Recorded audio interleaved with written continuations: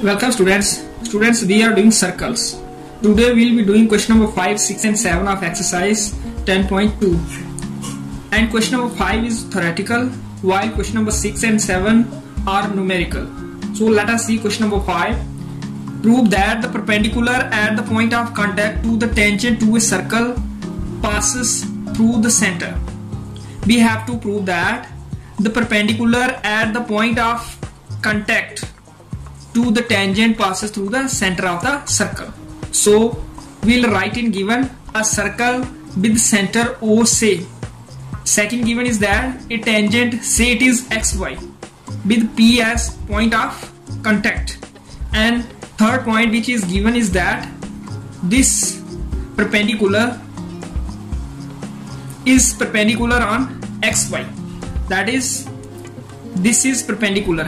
PO or OP is perpendicular on xy. Xy is tangent, and we have to prove that this perpendicular passes through the center. Proof: we have OP perpendicular on xy. It is given that OP is perpendicular on xy, which implies OP is radius. If OP is perpendicular on xy, it means OP is radius, because we know perpendicular on tangent is radius. Or we have done theorem 10.1 that radius is perpendicular on tangent. Here we have OP perpendicular on tangent, it means OP is radius. And if OP is radius, which means OP passes through the center row, and this is to be proved. OP passes through the center. Here in reason we'll write radius always passes through the center of the circle. That's why we got OP passes through the center, because we get OP is radius, so OP should pass through the center. This is very simple proof of this question. Now let us see question number 6. The length of a tangent from a point A at distance 5 cm from the center of the circle is 4 cm. Find the radius of the circle.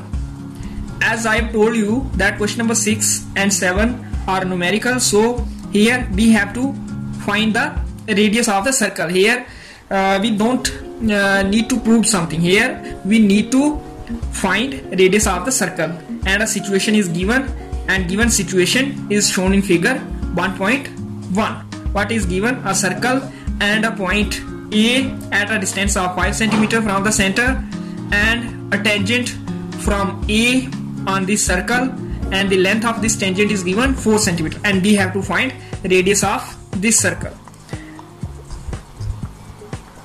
Here in right triangle APO, this is radius, it is not required, so you should not draw this radius.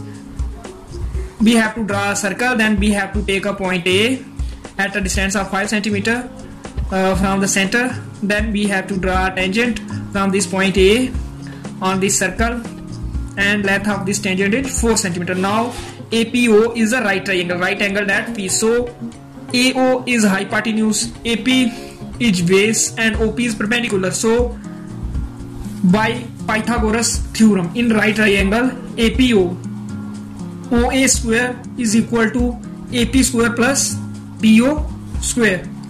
Now OA is 5 cm and AP is 4 cm. This PO square has come as such. Now square of 5 is 25, square of 4 is 16, and PO square has come as such. Now we shift this 16 to the left side, it becomes minus 16, and when we subtract 16 from 25 we get 9, and 9 is square of 3. Now we'll cancel this square for this square, and we'll get PO equal to 3, and PO is our radius. This was to be found out, and we find it to be 3 cm. In this way we have to do this question number 6. Now question number 7. Two concentric circles are of radii 5 cm and 3 cm. Find the length of the chord of the larger circle which touches the smaller circle. Here we have been given two concentric circles, that is two circles having same center, and we are given a chord of larger circle, say it is AB. This is chord, and also this chord is tangent on smaller circle. It is given that this chord touches at one point to the smaller circle, so it is tangent on smaller circle and it is chord of larger circle, and the radius of smaller circle is 3 cm and radius of larger circle is 5 cm. Both of these radii are given, and we need to find length of this chord AB.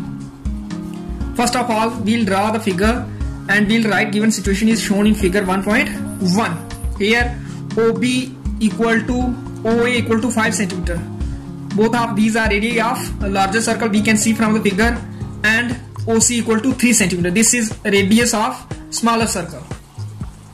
Now triangle OCA, this triangle is congruent to triangle OCB by RHS rule, because both of these triangles are right triangle. OCA is right angled at C, also OCB is right angled at C. So one angle of these two triangles is right. Hypotenuse OA of OCA and hypotenuse OB of OCB equal, because OA as well as OB are radii of a same circle, so these are equal. Also this CO is common to both of these triangles, so one side of these triangles other than hypotenuse is also equal, so we got one angle right, hypotenuse equal, one side other than hypotenuse also equal, so these two triangles are congruent by RHS rule, which means AC equal to VC, because these are corresponding parts of congruent triangles, that is this AC equal to this VC.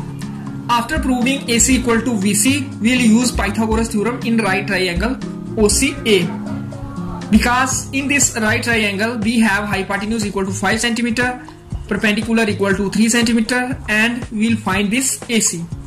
Hypotenuse square equal to base square plus perpendicular square. Hypotenuse is 5 and AC is 3. We can see this from the figure.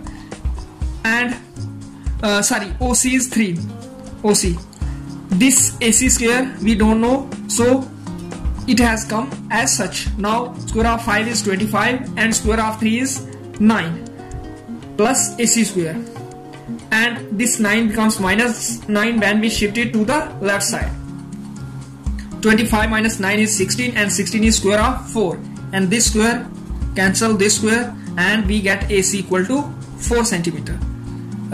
This has been kept as question number 4, and question number 3 is AC equal to VC. We'll use this question now. Now AB equal to AC plus BC. We can see this from the figure. This AB is equal to AC plus VC. This is written what AC equal to VC. This is question number 3. So we'll write AC for this VC. AB has come as such, this AC also came as such, and we write AC for this BC. Now AB equal to AC plus AC, which means 2AC, and we know AC is 4 cm. This is question number 4, and when we put AC equal to 4, we get AB equal to 2 into 4, that is 8 cm, and this chord comes out to be 8 cm, and this was to be found out. In this way we have to do this question number 7.